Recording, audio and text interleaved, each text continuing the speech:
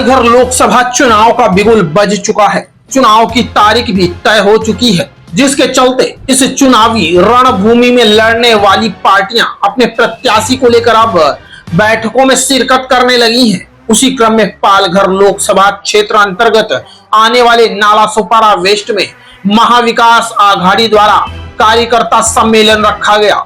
यह कार्यकर्ता सम्मेलन में मुख्य अतिथि के तौर पर शिवसेना उद्धव गट के उपनेता नितिन पाटिल व पालघर लोकसभा की उम्मीदवार भारती कामरी उपस्थित रहीं।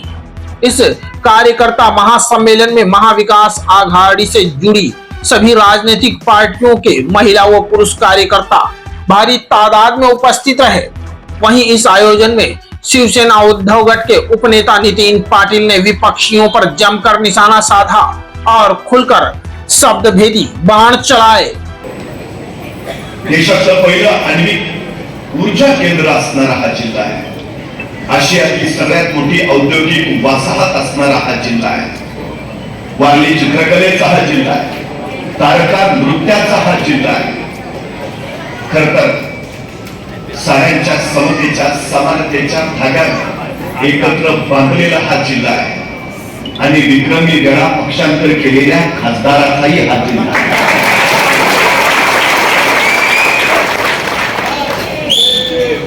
पालघर जिल्ह्याच्या उज्ज्वल भविष्यासाठी 2024 ला निवडून येणाऱ्या भारत कन्या भारतीताई कांबळेंचा हा जिल्हा आहे।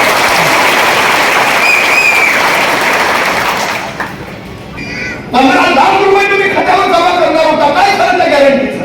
2 कोटी रोजगार देणार होता, काय झालं त्या गॅरंटीचं?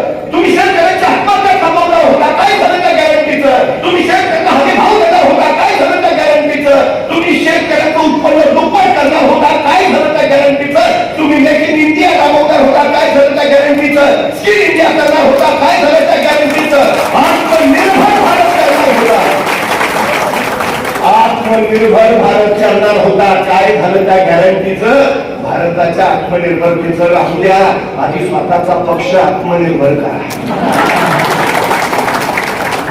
नालासोपारा से यशवंत भारद्वाज की एक रिपोर्ट।